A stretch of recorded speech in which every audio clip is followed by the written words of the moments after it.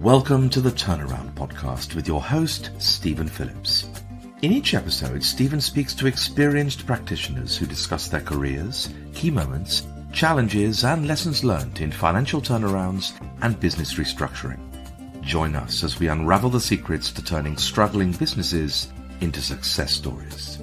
You can find this show on all the major platforms, including YouTube, LinkedIn, Facebook, Apple Podcasts, Spotify, and on our website, frylibertas.com. Now, here's the host of the Turnaround Podcast, Stephen Phillips. I am delighted to welcome Julian Jessop, the well-known economist, for the first show of the year. Julian is prolific. You will often find him popping up in the mainstream media and writing for newspapers or appearing on television. And he also keeps a very lively commentary on LinkedIn and Twitter, or X as it's now known. Julian is an independent economist with over 35 years of experience gained in the public sector, the city and consultancy, including stints at HM Treasury, HSBC, Standard Chartered and Capital Economics. He now works mainly with think tanks, notably the Institute of Economic Affairs. Julian, welcome to the Turnaround Podcast. Thank you, Stephen. Glad to be here. Well, Julian, I've alluded to some of your experience, but maybe you could give us a little bit of a flavour of your career to date. Okay, well, thank you. As you say, I'm a professional economist. I read economics at Cambridge. I then went into the Treasury for a number of years where I worked on a range of microeconomic and macroeconomic economic policy issues. I was then lured away to the city. Like many of my colleagues at the time, I was hit over the head with a decent amount of money to go and work for HSBC and then various other investment banks. And then after a while, I thought the city life was just a bit too hectic. So I moved into consultancy. I worked for a firm, very well-known firm called Capital Economics, which was founded by Roger Bootle. That's an independent economics consultancy that is still thriving. And I worked there for a total of 13 years. I was then lucky enough to exit the company, taking a bit of money out of it. And since then, I've sort of pursued a sort of semi-independent, self-employed career. As you say, I worked for a while with the Institute of Economic Affairs, which is a free market economics think tank, and I still support them on a pro bono basis. But most of my time is spent either advising clients in the city. I sit on a couple of investment committees as their pet economist. I also do quite a bit of writing for periodicals like The Telegraph, The Spectator, the IE newspaper, and various monthly, weekly periodicals too. And I still do a lot of pro bono work. That's either sort of advising people in and around Westminster and Whitehall, or quite a lot of educational outreach, presentations to schools and universities. So I've ended up with what I think many people is their sort of dream point at my stage in life, which is a sort of portfolio career where I mostly work from home, do a selection of bits and pieces, but I'm not beholden to anybody in particular. I can say no to things, which is a great pleasure to be able to do. Yeah, it's interesting actually. When we were talking before in preparation, you were talking about sort of the ability to have this independent view, which is a very nice sort of thing to have, in a sense that you're not beholden to any one particular client and you're not worried about offending people. And I then said, well, there's a bit of parallel in what I do, because I sort of very much style myself an independent counsel. So I like, it's probably one of the reasons I follow you a lot and listen to what you say, because you don't really have anyone you've got to sort of worry about, I presume, in terms of offending. Well, that's absolutely right. Yes, and I think obviously I left Capital Economics in 2016, so I don't have a dog in that fight. But they were very successful and still are, precisely because they do independent economic analysis. Whereas if you work for a city bank, there's always a suspicion that you're talking your bank's book. If you're working for certain types of think tanks, there's a perception you're going to be biased in one direction or another. But I'm, as far as you can be, genuinely independent. I sort of fund myself in effect, and if I want to say no to something, I certainly can. Yes. Yeah. Well, let's switch gears. I'd love to get your sort of overall view of both where we are in the UK economy and Europe as well. Okay, well, I'll start by looking back at last year. To use the sort of football cliche, it was very much a year of two very contrasting halves. So the first half of last year was pretty good. If you again continue with the football analogy, the UK was basically at the top of the G7 group of advanced economies in terms of economic growth. But then the second half of the year, as we all know, was an awful lot weaker. The economy slowed very sharply. We don't yet know all the numbers for last year, but it looks like there's essentially no growth at all in either the third or the fourth quarter of the year, which obviously begs the question, what went wrong? Now, partly it's about the global economic backdrop. Other economies, particularly economies like Germany and France, slowed very sharply at that point as well. So the UK wasn't an outlier. But it's also, I think, quite right to point the finger at the incoming Labour government. So the moment the government took over, Labour ministers started effectively talking down the economy. They made a big fuss about it being the worst economic inheritance since World War II. And actually, in some ways, I've got some sympathy there. There are many big structural problems that Labour inherited from the Conservatives. But the initial effect of that, of course, was to have a chilling effect on business and consumer confidence. And people became increasingly nervous about the budget. And then the budget itself came along, and that was even worse than many people feared. So big increases in tax and also in other business costs announced in the budget. So another big increase in the national minimum wage, alongside a raft of other measures, further interventions in the labour market, in energy markets and so on, which mean that we're starting this year very much on the back foot. So having been pretty much the top of the growth league table at the beginning of last year, we may well start this year in recession, which is, of course, quite a turnaround. And perhaps you can explain to the audience about yields or gilt yields going up, and it's obviously happening in the UK, but that's also happening in a lot of the rest of the world. So can you explain what's going on? Well, again, you're right to look at the international context. We tend to sometimes think of the UK as an island and look what's happening here and forget what's happening elsewhere. So there's actually been quite a sharp rise in bond yields around the world. Bond yields, as you know, are essentially the cost of a long-term government borrowing in the bond market. So yields have also shot up in the US. In fact, we pretty much tracked yields in the US higher, and they've also risen by a small amount in Europe. So there are some global factors here. Basically, investors have become concerned again about inflation. And they're worried about very large amounts of government borrowing. And that, I think, is the responsibility just as much of President Trump, soon to be again President Trump, because of his plans to borrow even more, cut taxes, impose tariffs. All of that is inflationary and might mean that the US central bank, the Fed, keeps rates higher for longer. So partly the rise in bond yields is a global phenomenon. That also goes a long way, by the way, to explaining the weakness in the pound. The pound has fallen sharply against the dollar, but that is primarily actually a dollar move. The dollar has also risen a lot against the euro. In fact, the euro is, I think, at a more than 2-year low against the dollar. So a lot of this is externally driven. However, a lot also is a reflection of what's happening in the UK. So investors are very worried about the direction that government policy is taking on the economy, and particularly the fallout from the budget. So in short, investors are concerned about three things. One is that the increased spending in the budget is going to mean that inflation is higher for longer. So the Bank of England won't cut interest rates as quickly as would otherwise have done. The second, they're worried that the tax increases in the budget are actually going to hit the economy very hard. All the evidence there is they're right. and therefore they won't end up raising as much money as the Treasury had hoped. So we may have to get another round of tax increases further down the line.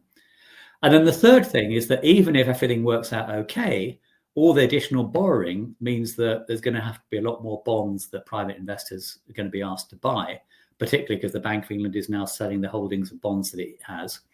And so other things being equal, increased supply of bonds means that the prices on them have to be more attractive, which means the interest rates have to be higher.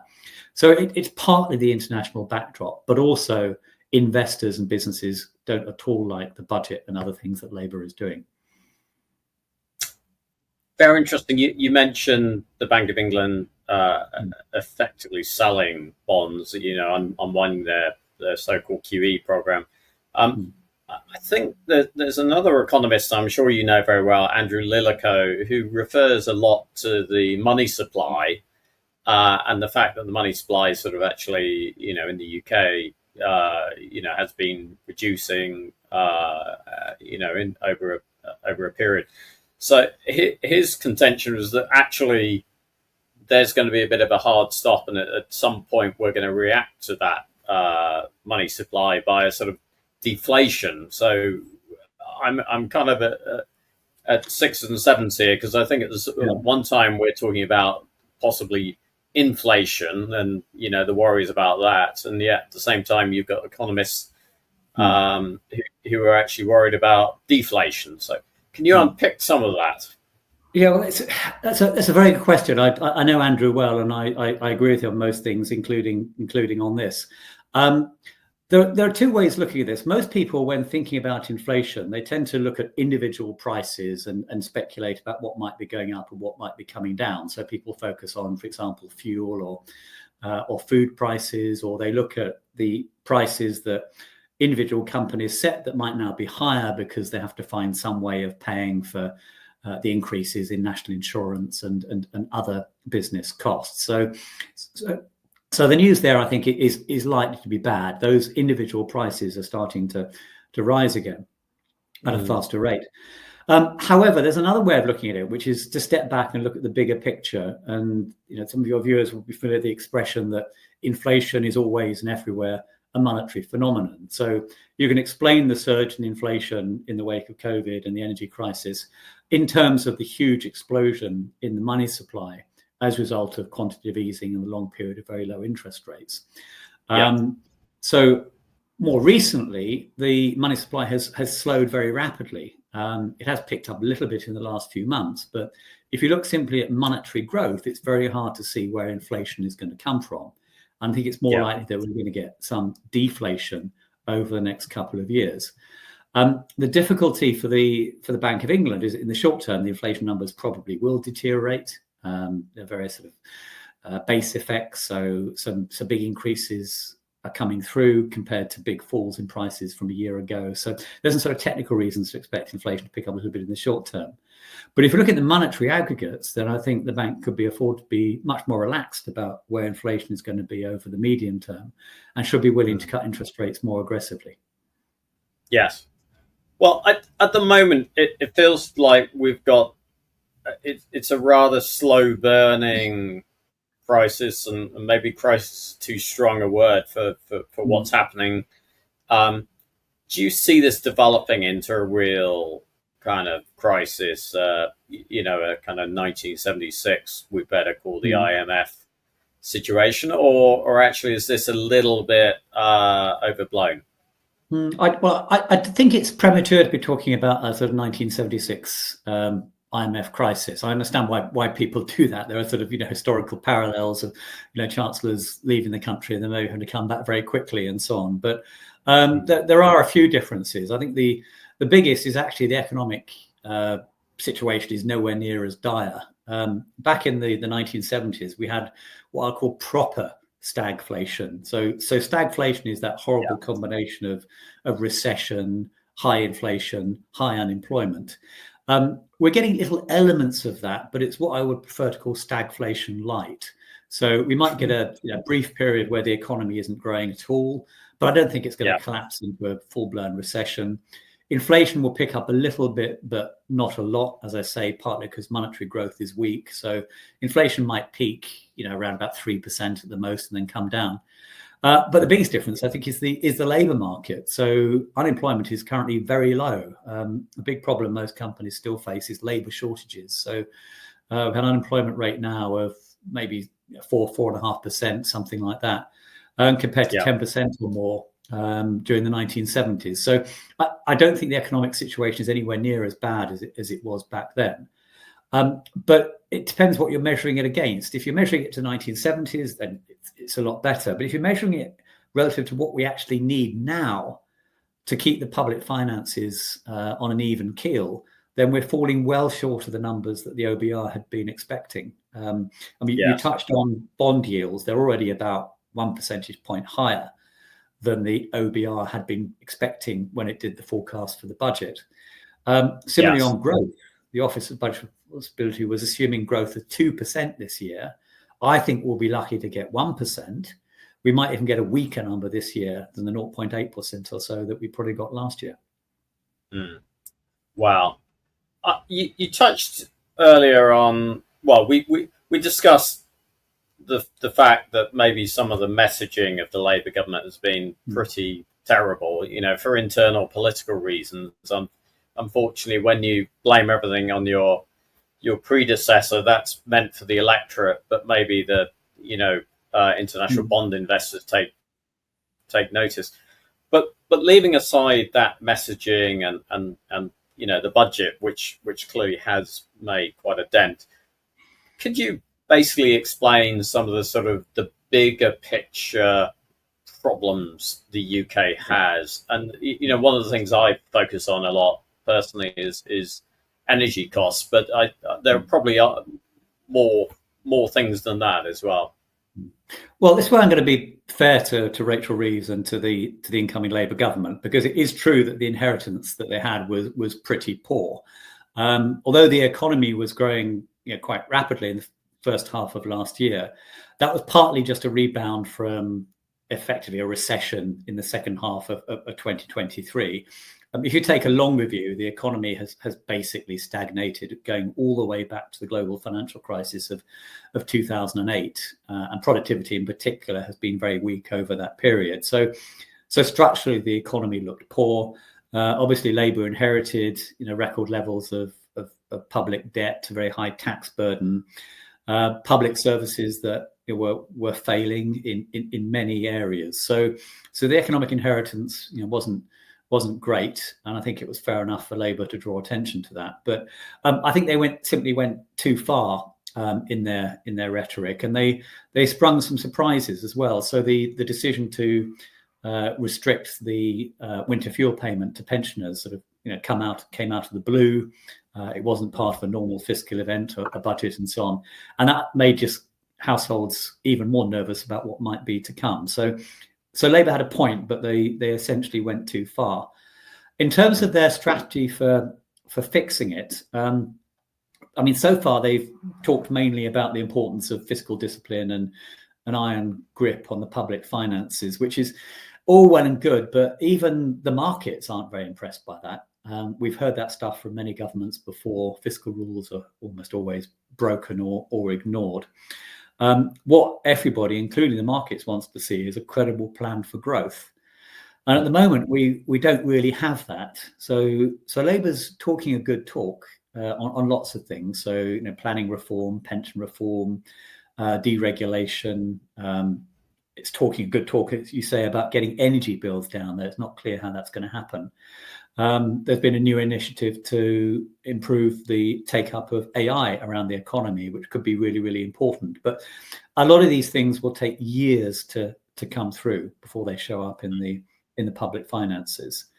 And in the meantime, there are lots of uncertainties about how determined the government is to deliver. If you take planning reform and so on, the commitment to build 1.5 million houses, there are real doubts amongst construction firms about whether they've got the workers or the parts and material labour to actually to do that amount of house building. But also the resistance from the NIMBYs is extremely strong. So it's possible that whatever the government says, nothing will actually happen as a result of that. So, Yeah. as I said, I have some sympathy for the government in terms of the inheritance that they've got, but I'm not sure that they have a credible plan. The only thing that's certain is that they're increasing the size of the state even more, not just in terms of the increase in tax and the additional borrowing, which have to be paid back by future taxpayers, but also the extension of the role of the state in all sorts of areas, labour markets in particular, but many others as well. Yes. Well, shifting a little bit, you're quite famous for being quite bullish on Brexit, and being a supporter of it. I had Bill Blaine, who was a market commentator on last year, and he was pro Brexit, but then he's sort of a Brexit regressor, if there's such a thing. So he went the other way. I'm very interested to know whether you feel Brexit is exacerbating our current ills, and whether you're in favour of a reset, or actually whether you feel like long term it's all going to work out. Yeah, well, I'm a Brexit optimist, but hopefully also a Brexit realist. So I would acknowledge straight from the outset that the initial impact of Brexit on the economy, the upfront costs, if you like, has been negative. So we can trace that through the economy in a number of ways. So we're doing less trade than we would otherwise have been. The uncertainty has held back business investment. There's been disruption to labour markets as firms have had to find new workers from elsewhere to replace those that might have come from the European Union. So, so the first thing to say is the initial impact has been negative. However, 2 points on top of that. One is the initial impact has been far less than people had feared. So there's all this talk of a 4 or 5%, 6% hit to the size of the economy. I mean, the best evidence that I have suggests the hit has been no more than 1%. Obviously, I'd rather not have that 1% hit, but it's very different from what we were warned might happen. The second point is that it's always likely that there will be costs up front that will be visible and immediate and obvious. The benefits were always likely to take longer to come through. So we haven't yet, for example, done lots of really big trade deals or seen the benefits of those with other countries in the rest of the world. We haven't really deregulated the economy at home in ways that we can now do only now that we're outside the EU. But there are some positive signs there. So recently, for example, Keir Starmer has talked up the prospect of adopting a different approach to AI than in the European Union. And it's significant that even France's President Macron has warned that the EU approach will stifle innovation in this key sector, whereas we've got the opportunity to do something different. We've also got the opportunity to avoid the worst of any tariffs that President Trump might impose by being outside the EU. We won't be caught up in whatever sanctions he decides to impose on them. So that will require us to do some form of separate trade deal, but the early signs are that Trump will be quite willing to do that. He loves the UK, he loves his golf, he loves the monarchy. So that could be another Brexit benefit over the next year or so as well. So in sum, yes, the initial impact of Brexit has been negative, but less than feared. And over time, I think the benefits will start to accumulate, while some of the costs will actually dissipate, particularly the impact of uncertainty on business investment, as businesses get reassured that have a better understanding what the future relationship between the UK and the EU is going to be. Yeah. What's interesting, you refer to Trump, and tariffs, and I guess this is where sometimes personal relations can make quite a bit big difference, because I noticed that Starmer did not get on the invite list to the presidential inauguration. There's lots of chat of sort of EU resets, etc. This is actually a seminal moment. It feels to me like if you're Machiavellian, you'd probably hop over to the US, try and do a trade deal and avoid the worst of the tariffs. But that doesn't seem like the mindset of the current government. Which way do you think they're going to jump on this? Well, in a way, they don't have to jump either way, I mean, there is a middle ground. I mean, for example, there are some sensible things that you can do to improve the deal that we already have with the European Union. Things that don't reverse Brexit. It's not about rejoining the single market or the customs union, but some tidying up in particular areas. And none of these are game changers, but we could probably do some form of agreement on. Of some sort of veterinary agreement. We could probably do some sort of deal on traveling musicians and other performers. We can do more mutual recognition of professional standards. I mean, these are all moving a little bit closer to the European Union, but without compromising the fundamental principles of Brexit. Equally, there's no reason why we can't do a trade deal with the US. In the past, the main objection to this from this side of the pond had been it might mean compromises on food standards, so the dreaded chlorinated chicken and hormone injected beef and so on. But the US has sort of signalled as far as it can do at this stage that it's willing to drop those requirements for a deal. So we probably could do a fairly straightforward trade deal with the US that exempted us effectively from the additional tariffs, while at the same time making some small improvements to the trade deal we've got between the UK and the EU. So a win-win on both sides, if you like. Yes. What I suppose the point is, do you think that that's likely, or do you think the EU will seek so much that deal's not going to happen? I think the EU has to be realistic here, because the EU knows that we're not going to rejoin the single market or the customs union, and that's simply because if Starmer and the Labour government did that, it would be a gift to reform, but also, of course, to Kemi Badenoch and the Conservative Party if Labour is seen as effectively dishing the most important parts of Brexit. So. I don't think that's going to happen. Obviously, the EU will push its luck. So the EU is asking for loads of things now. I mean, fish is always something that's disproportionately important to these debates, but they'd like more fishing rights in UK waters. There are probably other things that they will push for that potentially could be a win-win. So, more mobility rights for younger people and students and so on, which I personally wouldn't lose too much sleep over, but perhaps might be a red line for some people here. But I think the EU and the UK government are realistic here. There's only so far that they can go without it being a gift to the opponents of the Labour Party here in the UK. Yes. Well, let's turn to the second biggest economy in the world. If in certain measures, it may be the biggest, which is China. You must be fascinated about what's going on there. I mean, there are some pretty nasty figures, that if you look at some of the sort of growth figures and collapsing, yields, etc. So there's a sort of deflationary story that's going on there. What do you think's going on? Yeah, well, as you say, I've been following China closely now for probably about 20 years, and looking at the recent events, I get a strong sense of deja vu. We seem to have been here several times before. So the great strength of the Chinese economy is that investment has been booming for many years, and that's allowed and facilitated a big increase in productivity.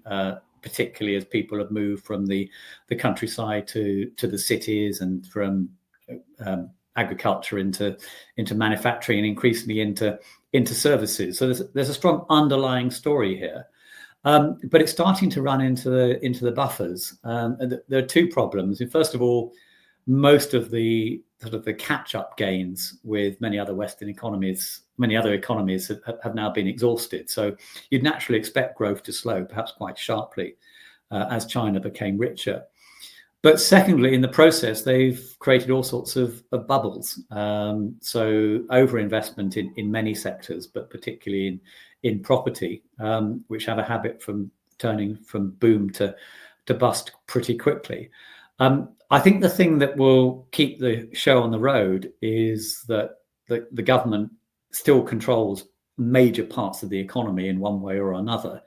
they've got tools available to them that will be the envy of any policymaker in the West. So if the Chinese government says to a Chinese bank, you must continue to lend, that bank will continue to do so, because the penalties for not doing so will be extremely severe. So the government can control money and credit in the Chinese economy in ways that we can't really hear. And similarly, so-called private businesses, which aren't really private businesses, that have very strong state links one way or another, can be forced to continue operating, continue employing, all that sort of thing. So that will help. But there are increasing risks ahead. The Chinese are, of course, very good at thinking strategically and long term. And I'll give you one example of that.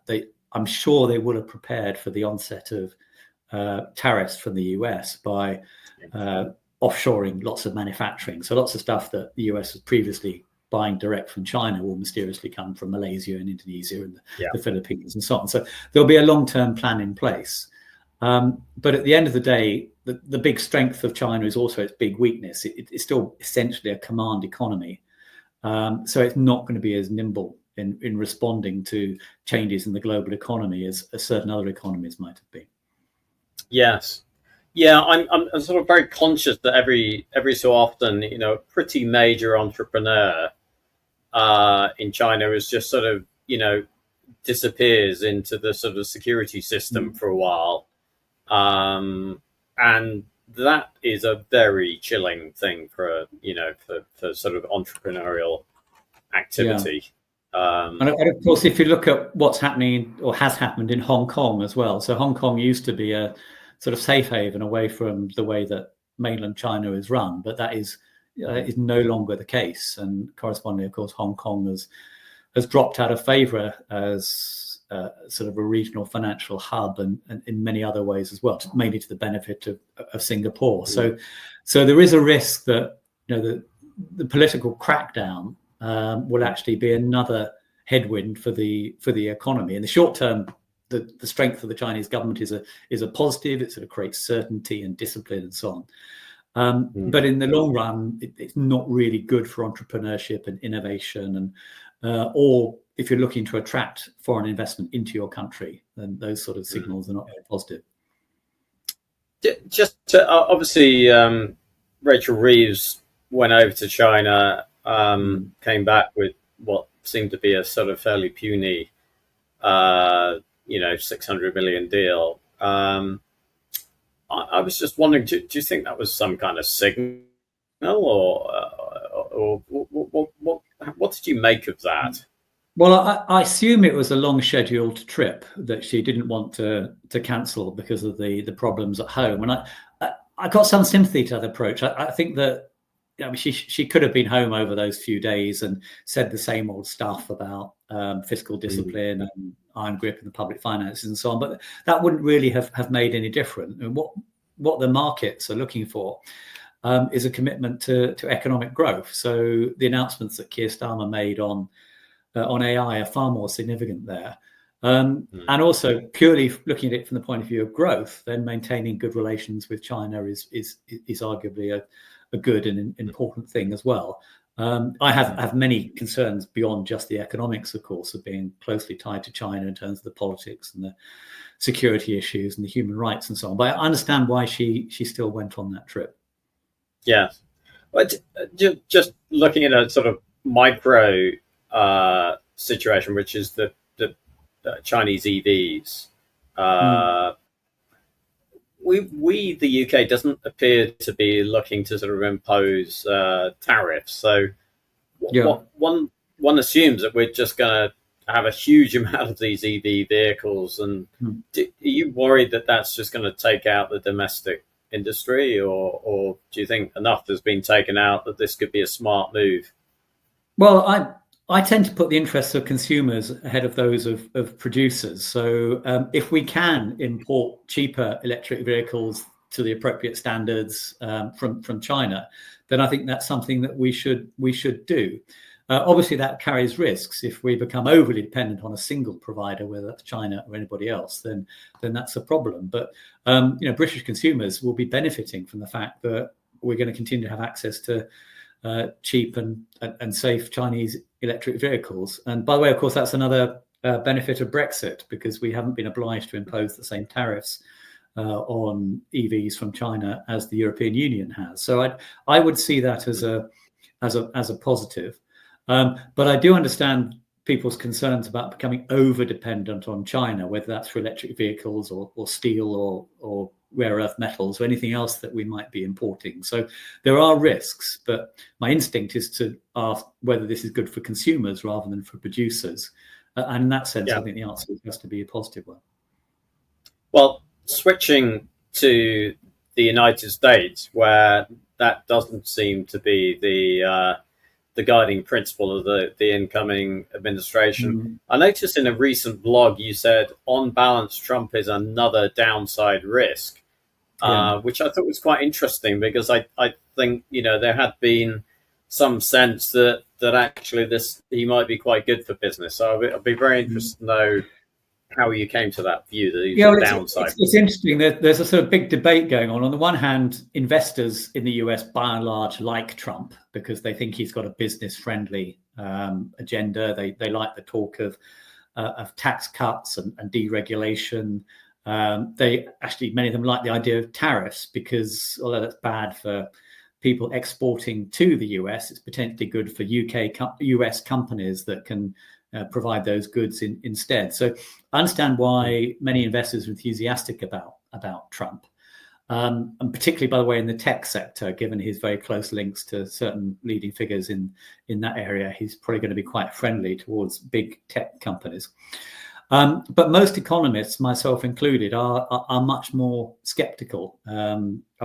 Most economists are believers in free trade, and so the imposition of tariffs, I think, is going to be damaging for the US economy, because it means that things are more expensive to import, so that pushes up inflation. It will reduce competition in the US economy, so have longer-term negative effects on productivity and so on. So I think the tariffs are bad. Economists are also increasingly worried about the fiscal position. The budget numbers in the US are horrendous. There's a massive pile of public debt accumulating. The US has been able to get away with that because, of course, it's issuing in the world's dominant reserve currency, the dollar, and because the US economy itself has been relatively strong. But it's not difficult to see ways that could change. So if the Fed feels the need to slam the brakes on with higher interest rates because inflation is too high, or if foreign holders of US government debt like the Chinese start dumping them, then there are lots of ways that the US economy could unravel.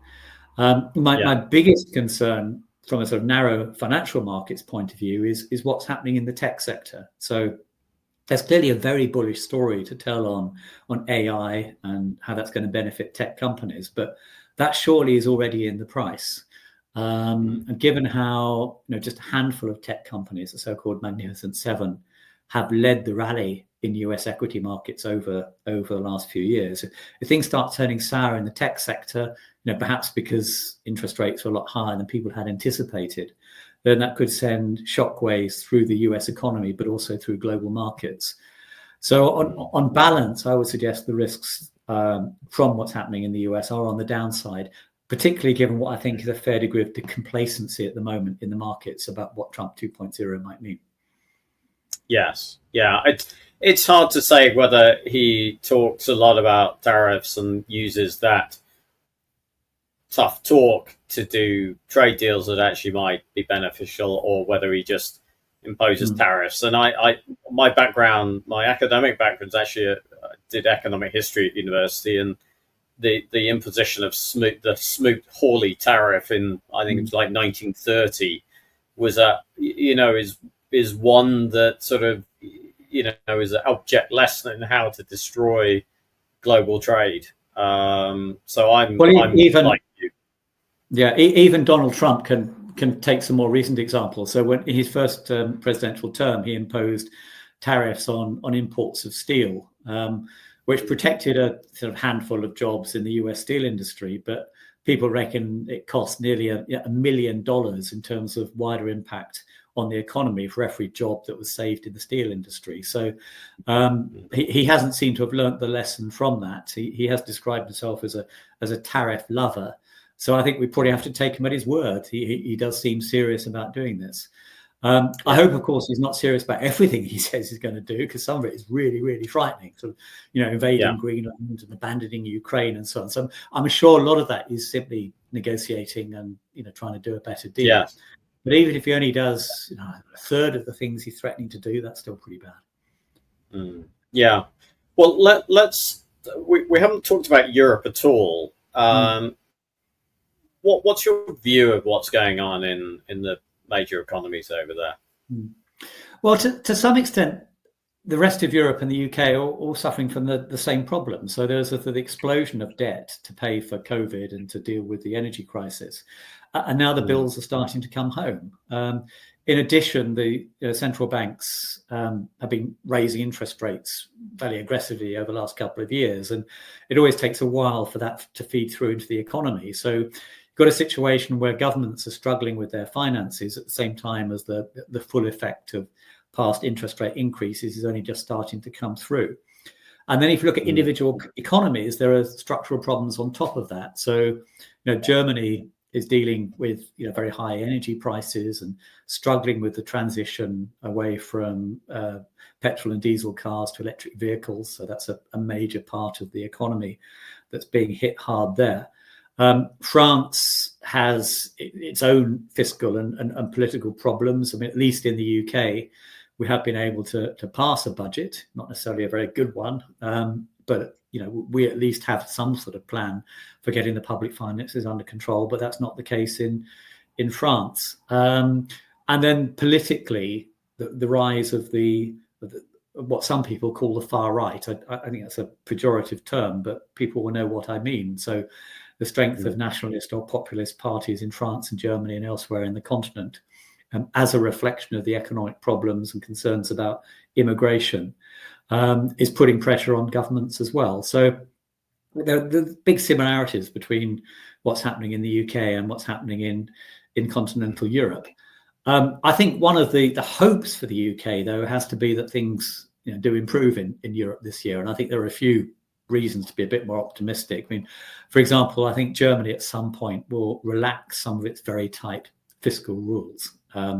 They arguably are too far at the other extreme. They haven't borrowed enough, but they could maybe borrow a little bit more and support growth in the biggest single economy in the Eurozone. So that's one thing that could turn around.